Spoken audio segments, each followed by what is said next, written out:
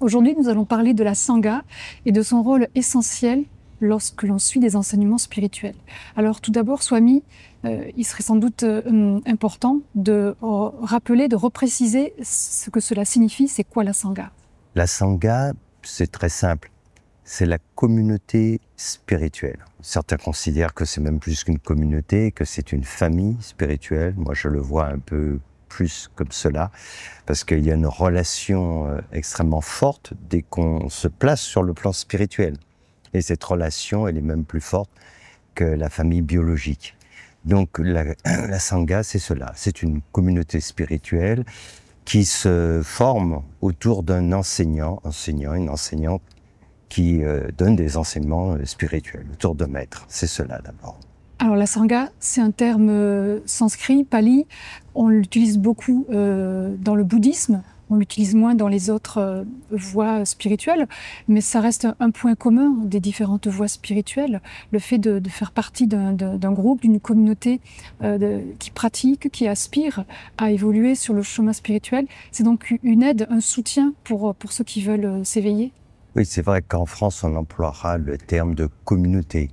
Voilà, une communauté spirituelle. Mais la Sangha, ça a quelque chose de plus, parce que il y a plusieurs formes de communauté, mais quand on emploie le terme Sangha, c'est vraiment relié à la démarche spirituelle et cette communauté autour du maître. C'est pour ça que on utilise nous ce terme. Donc oui, elle est non seulement essentielle, mais en fait, de mon point de vue, elle est indispensable sur le chemin de l'éveil, la Sangha. Dans le bouddhisme, on dit qu'on prend refuge dans le Bouddha, dans le Dharma et dans la Sangha. Le Bouddha, c'est l'être éveillé, l'être réalisé, c'est aussi le maître spirituel. Le Dharma, ce sont les enseignements, c'est la voie spirituelle. Et la Sangha, c'est donc la communauté. Quel est son rôle? En quoi est-elle indispensable pour les pratiquants, pour les aspirants? Oui, c'est bien le terme que tu as employé, indispensable. Et pas seulement importante, voire essentielle, indispensable. Il y a trois aspects pour ressortir dont je vais parler au niveau de la Sangha. D'abord, quand on fait un chemin spirituel, bien souvent, ce qui se produit, et je parle notamment des personnes en Occident, c'est qu'elles se retrouvent isolées. C'est pas brusquement toute la famille qui prend conscience et qui va faire une démarche spirituelle. Donc on se retrouve isolé dans sa famille, autour de ses amis, dans cette prise de conscience. Et donc on ressent le besoin de partager, ce qui est normal, de partager ce que l'on vit. On ressent le besoin d'en apprendre plus aussi, d'avoir des références, etc. Donc cette démarche nous pousse à rencontrer d'autres personnes qui font aussi cette démarche spirituelle. Alors, on en rencontre. Souvent, c'est comme ça que ça se passe, hein. Pas toujours dans une seule vie, mais ça peut se faire aussi dans une vie. On rencontre des gens qui font cette démarche et à un moment donné, on réalise que c'est pas si simple non plus, parce qu'on a besoin de références. Et là, on peut être amené à rencontrer des personnes, une communauté qui suit les enseignements d'un maître. C'est ce qu'on appelle vraiment une Sangha. Et là, on peut ressentir des affinités. Et à ce moment-là, vient cette aide spirituelle, c'est-à-dire que la Sangha, c'est pas simplement des gens qui partagent des mêmes, je dirais, des choses comme ça pourrait être le sport ou d'autres choses comme ça, qui ont des intérêts communs. La démarche spirituelle, c'est quelque chose de particulier, c'est quelque chose d'essentiel pour notre âme. Donc, on partage quelque chose de fondamental. Notre âme nous pousse finalement à cette élévation. Et donc, rencontrer des personnes qui ont ce même centre d'intérêt, qui ressentent les mêmes choses, c'est quelque chose d'important. Donc, de ce point de vue-là, c'est un aspect qui est vraiment essentiel, parce qu'on a besoin de rencontrer d'autres personnes pour avoir des échanges, pour pouvoir être aidé aussi, être soutenu. Ça, c'est important. Il y a d'autres aspects aussi, c'est que lorsqu'on fait cette démarche spirituelle et lorsqu'on rencontre une communauté de personnes qui s'impliquent et qui suivent les enseignements d'un maître, forcément, surtout quand on s'approche du maître, et on vit dans une communauté comme celle-là, les aspects de l'ego vont ressortir. Et ça fait partie du travail qui doit être fait. Parce que, vu de l'extérieur, beaucoup de personnes se disent « Waouh, c'est super », parce qu'ils voient tout ce que ça peut apporter, mais ils ne savent pas, en fait, que ça va faire ressortir tous les aspects de notre ego. Et souvent, quand ils sont confrontés à cela, en fait, ils sont confrontés aux réactions des autres, mais ils ne se rendent pas compte de leurs propres réactions. C'est normal. C'est le but de l'enseignement spirituel, de la démarche. C'est finalement se libérer de l'ego. Pour s'en libérer, il faut faire apparaître justement tous les aspects, notamment les aspects cachés. Ça, c'est aussi le rôle de la Sangha quand on est dans cette démarche. Et puis, il y a un troisième point qui est très important aussi, c'est que quand on est dans cette appartenance, quand je parle d'une appartenance, c'est pas simplement parce qu'on assigne une inscription, c'est vraiment une affinité de cœur, de conscience. On est vraiment en phase. On entre dans cette Sangha, alors on est aidé aussi sur un plan spirituel, sur un plan très subtil. C'est-à-dire qu'on peut vraiment bénéficier d'aides subtiles que l'on ne peut pas bénéficier autrement. Voilà. Faut vraiment comprendre qu'il y a une fréquence aussi vibratoire qui est plus élevée, et faisant partie de cette famille spirituelle, on peut être aidé sur des plans supérieurs de conscience, et c'est quelque chose d'extrêmement important sur le chemin spirituel. C'est pour ça que la Sangha, c'est pas une option souhaitable, c'est finalement quelque chose d'indispensable, un moment ou un autre, dans notre démarche spirituelle. En fait, l'existence de ce lien subtil dont tu parles dans la Sangha au sein de la communauté a été mis en évidence aussi par des scientifiques, on appelle ça les champs morphiques. Et quand on est relié par pas nécessairement un même intérêt, mais quand on a des points communs. Je vais prendre un exemple. Quand des scientifiques travaillent, des chercheurs travaillent pour découvrir quelque chose, lorsque l'un d'entre eux fait la découverte quelque part dans le monde, immédiatement après, très peu de temps après, un autre et d'autres le découvrent aussi. Il y a une sorte de communication, comme il y a une connexion, une interdépendance entre eux, et puisqu'ils travaillent sur le même sujet, ils bénéficient en fait de la découverte de l'un, accélère le processus de découverte au niveau global. Est-ce que cela s'applique aussi pour la Sangha s'il y a un ou des personnes qui avancent, qui font des avancées significatives sur le chemin? Est-ce que cela veut dire que les personnes qui sont dans la Sangha bénéficient aussi, si certains franchissent des paliers dans la méditation, cela va aider d'autres à franchir ces paliers aussi? Alors, là, je vais être précis dans ma réponse. Ça va fonctionner que si la personne est dans une démarche vraiment d'ouverture et de remise en cause. Parce que ceux qui vont apporter cette dynamique, ce sont forcément des personnes qui vont se remettre en cause, qui vont remettre leur ego en cause, qui vont faire un travail sur elles, forcément. Et tout le monde n'est pas prêt à cela. Donc, pour certaines personnes, ça peut créer le réflexe inverse. Et si ça crée le réflexe inverse, elles ne pourront pas bénéficier justement de ce que les autres, je dirais ceux qui sont en avant, ont fait. Par contre, si on est dans cette démarche et qu'on a vraiment compris que si on veut s'élever en conscience, il va falloir se remettre en cause et pas passer notre temps à regarder ce qui ne va pas, soi-disant, chez les autres, mais regarder en soi, alors là, ça devient une aide formidable. Donc c'est là-dessus qu'il faut être bien clair. Ça ne se fait pas simplement restant tel que l'on est, cette dynamique. Si on est prêt à faire ces changements, alors on va bénéficier de la dynamique qu'il y a à l'intérieur. Si on n'est pas prêt à faire ces changements, on va être quelque part expulsé parce qu'on aura une réaction inverse et donc ça va au contraire nous pousser vers l'extérieur et c'est comme ça qu'il y a beaucoup de gens qui partent même de la Sangha parce que au final, dans leur esprit, ils ont l'impression que c'est à cause de ceci, cela, ils le voient à l'extérieur, ils ne prennent pas conscience que c'est un travail qu'ils n'ont pas su faire eux. Voilà, donc c'est très classique. Il y a des personnes qui pensent que pour pouvoir avancer à un moment donné sur leur chemin, elles doivent se rapprocher physiquement du maître et donc de la Sangha qui est proche du maître physiquement. Est-ce que c'est une nécessité ou est-ce qu'on peut aussi faire partie de la Sangha quand on n'a pas la possibilité de s'approcher physiquement? Alors, il n'y a pas si longtemps que cela, c'était une nécessité. Il fallait effectivement, à un moment donné, avoir cette opportunité de se rapprocher de l'enseignant spirituel, et physiquement, pour avoir cette expérience communautaire. Maintenant, depuis quelques années, la donne a changé.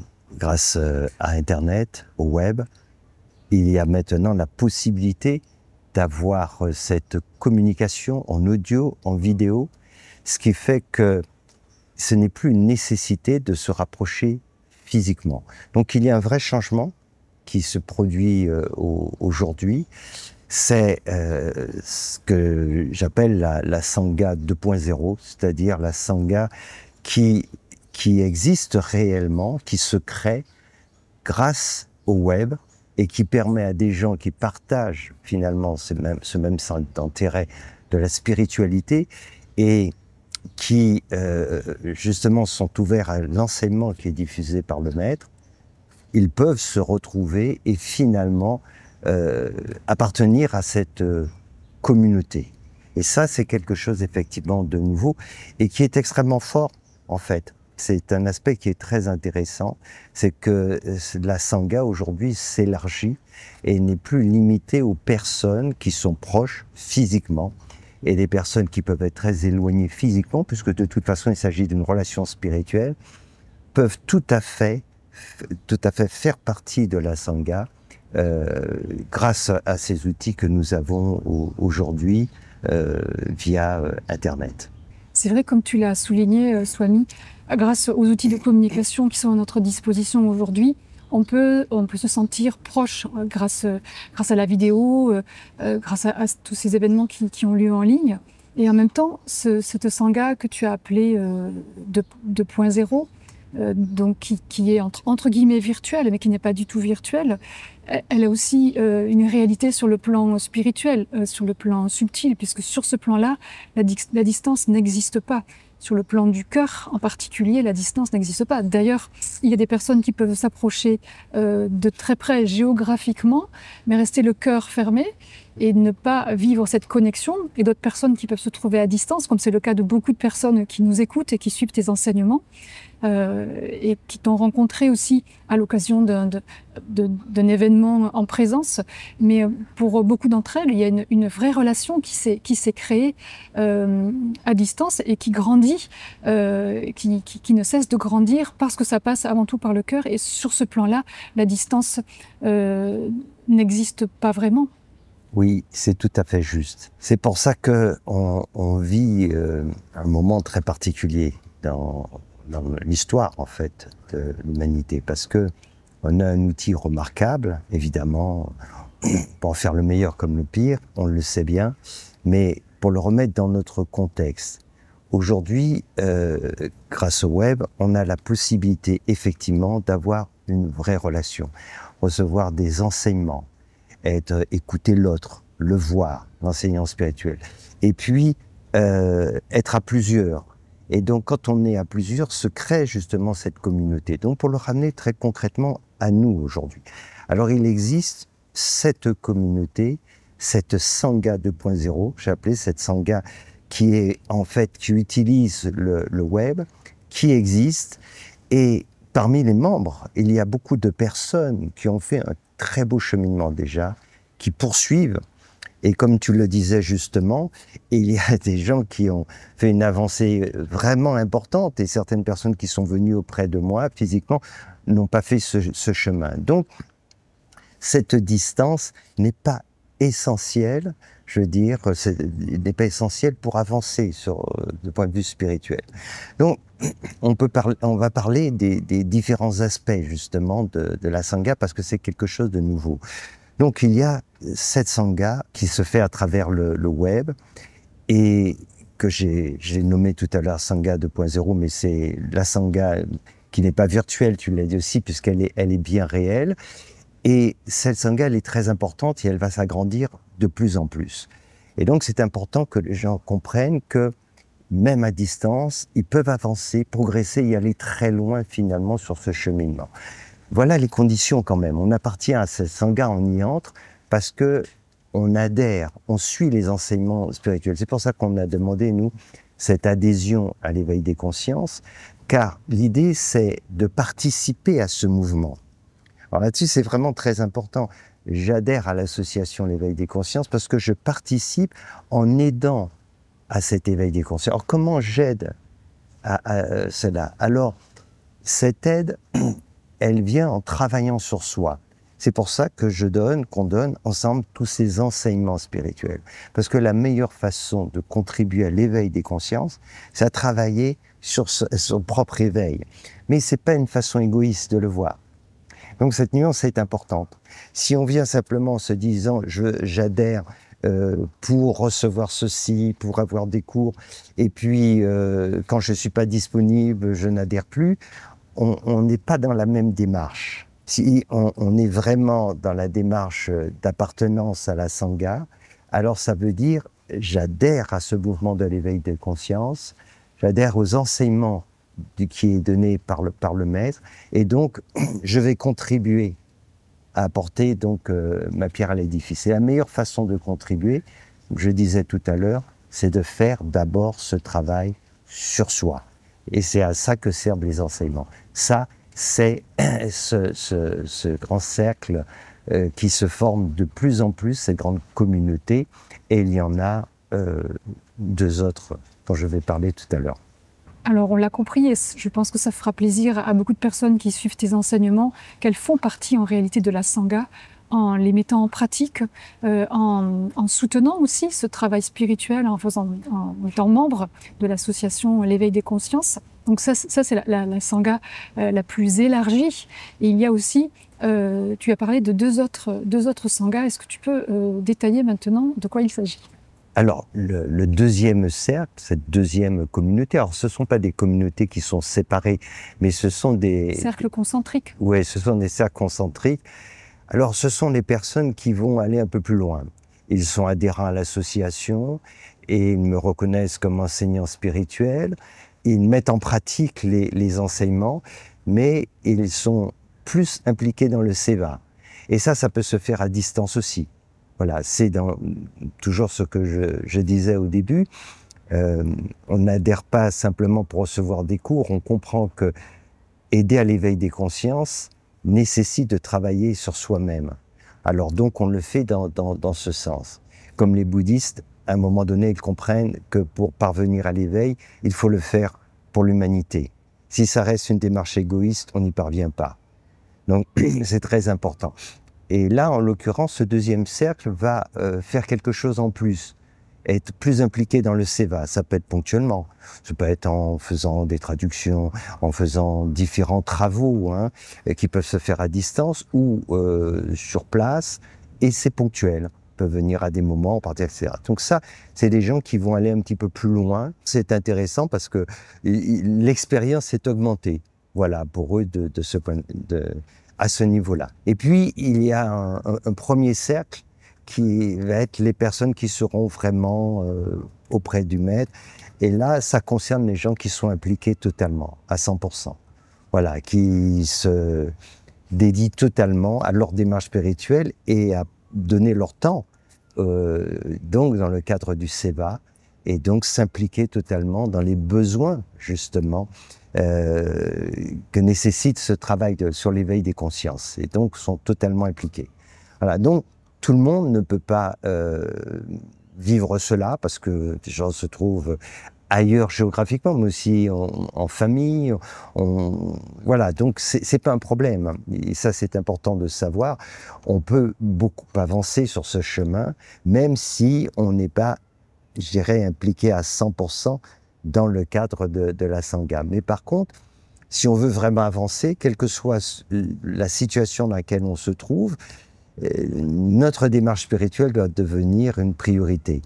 Et donc, ça veut dire qu'elle aura un impact sur notre vie familiale, un impact positif d'une façon ou d'une autre, dans notre vie professionnelle, etc. C'est ça. Et c'est ce qui arrive à beaucoup de personnes. Alors l'impact, ça peut amener à des remises en cause, mais c'est normal. Dès lors qu'on prend conscience de cette dimension spirituelle, on va changer des choses dans notre vie, et c'est bien le but, en fait. La bonne nouvelle, et c'est ce qui a changé à notre époque aussi, grâce à ces moyens de communication modernes, et aussi l'émergence des consciences qui se fait au niveau global, au niveau planétaire, c'est que on n'a pas besoin de tout quitter, tout lâcher. Certains ont cette appréhension d'ailleurs, se posent la question, pour pouvoir vivre un processus d'éveil, avancer sur le chemin spirituel. On peut avoir une vie laïque, même si à un moment donné, on va ressentir le besoin de prendre du recul, d'avoir du temps, de l'espace pour faire cette introspection qui est indispensable. Mais quoi qu'il en soit, quel que soit l'endroit où on se trouve, on peut avancer sur le chemin spirituel et on peut aussi suivre des enseignements et faire partie d'une sangha. Ce que tu évoques est très important. Quand on commence à faire cette démarche spirituelle, beaucoup de gens ont peur parce qu'ils se disent « Oh là, ça va m'amener où tout cela ?» Surtout les personnes qui sont engagées professionnellement sur le plan familial, conjugal, etc. Ils se disent « Doucement ». Il faut être clair là-dessus. On peut tout à fait garder le contrôle et de se dire on va y aller un peu par étapes, mais d'abord on priorise notre vie familiale, professionnelle, etc. C'est le droit de chacun, il n'y a aucune espèce de problème à ce niveau-là. Ça nous fera toujours avancer. Il y a des gens qui font une démarche différente, qui vont se dire maintenant la démarche spirituelle est ma priorité. Même s'ils ont une vie familiale, professionnelle, etc. Ils se disent. Mais c'est pas pour autant parce qu'on a dit c'est ma priorité et donc je suis prêt à tout remettre en cause que la vie va nous dire demain ben, tu laisses tomber femme et enfant ou mari et enfant, ton job, ton pays, etc. Ça veut pas dire cela. Mais si la vie nous le dit, on est prêt à ça. C'est-à-dire on lâche vraiment et on se dit c'est ma priorité. Comme on vit d'autres choses à des moments. Hein. On peut se dire dans notre vie, ben, ma vie familiale c'est ma priorité, ou le travail à un moment donné c'est ma priorité. Et là, on peut prendre conscience pour certaines personnes et décider que ça devient priorité. Et je le répète, c'est pas parce qu'on a décidé que c'est la priorité que la vie va nous dire tu t'en vas. Ça peut être tout le contraire. Tu restes là où tu es, mais tu vas changer ta façon de faire. Tu vas devenir autrement en tant que papa, en tant que mère, dans le cadre de ton travail, etc. Il y a beaucoup de choses que l'on peut changer dans notre comportement tout en restant sur place en faisant. Donc ça peut tout à fait se faire. Et c'est pour ça qu'il y a des gens qui font une vraie évolution sur le plan spirituel et ils sont dans une vie laïque, tout ça, et que beaucoup de personnes ne comprennent pas cela et ne se rendent pas compte que pour autant, ils font un vrai chemin spirituel. Donc, ce chemin spirituel ne nous demande pas forcément de tout quitter pour aller vivre quelque part dans la solitude ou alors dans un ashram et tout. C'est pas forcément cela. Mais ça peut se produire aussi. Donc, c'est à nous, à chacun, c'est la liberté de chacun de décider jusqu'où je suis prêt à écouter ce que la vie me dit sur mon chemin et tout simplement. Les peurs généralement nous limitent dans cette écoute, mais il faut garder à l'esprit qu'après tout, c'est nous qui décidons. Si on n'est pas prêt à aller trop loin, mais en même temps, si on n'a pas cette peur, bien souvent la vie, elle nous aide à modifier des tas de choses dans notre vie et pas forcément à lâcher tout. Mais si c'est le cas, c'est que ça a du sens aussi. Donc, il faut faire confiance. Il faut avoir foi. On a bien compris maintenant le rôle de la Sangha et les différentes catégories au sein de la Sangha. Maintenant, à quoi reconnaît-on, comment sait-on qu'on fait partie d'une Sangha? Oui, c'est une très bonne question. Je crois que beaucoup de personnes qui me suivent sentent cette appartenance à distance. C'est une appartenance de cœur, de conscience. Ils le sentent. C'est pour ça que c'est important de clarifier et pour que tout le monde comprenne vraiment qu'on peut être vraiment à distance, mais pour autant faire partie de cette communauté, ce que j'appelle même cette famille, parce que ce sont des liens très forts qui nous unissent. Les liens du cœur et de la conscience sont les liens les plus forts, plus que biologiques. Et donc, c'est quelque chose que l'on peut ressentir vraiment. Maintenant, le fait de s'impliquer un peu plus dans les activités va nous confronter à un travail. Et donc, c'est là où il faut sentir si on est prêt pour cela ou si on n'est pas prêt. Parce que ce travail, c'est le travail sur l'ego. Et pour certaines personnes, il ne vaut mieux pas, parce qu'elles ne sont pas prêtes à faire ressortir ces aspects de leur ego qui va être difficile à surmonter. Il faut encore du temps. D'autres sont OK. Mais pour répondre très précisément à ta question, c'est quelque chose que l'on ressent. Et j'ai donné quelques indications, notamment sur le fait de se dire que l'appartenance, c'est on apporte quelque chose. Et on apporte quelque chose en faisant le travail sur soi, en mettant en pratique les enseignements. Parce que ça, c'est important. Si on se contente juste d'écouter, mais qu'on ne change rien dans sa vie, et que tout est pareil, alors non, on n'est pas entré dans la Sangha. Entrer dans la Sangha, d'ailleurs, quand tu disais prendre refuge dans le Bouddha, le Dharma, c'est l'acceptation, c'est la mise en application des enseignements. C'est pas juste j'adhère, mais j'en fais rien. Si, c'est la mise en application. Et donc, si on fait cela, alors à ce moment-là, on sent qu'on est vraiment dans cette appartenance de la Sangha, parce que ces valeurs, on les vit, on les partage, et ça nous change et ça nous transforme. Donc voilà comment on peut reconnaître effectivement cette appartenance.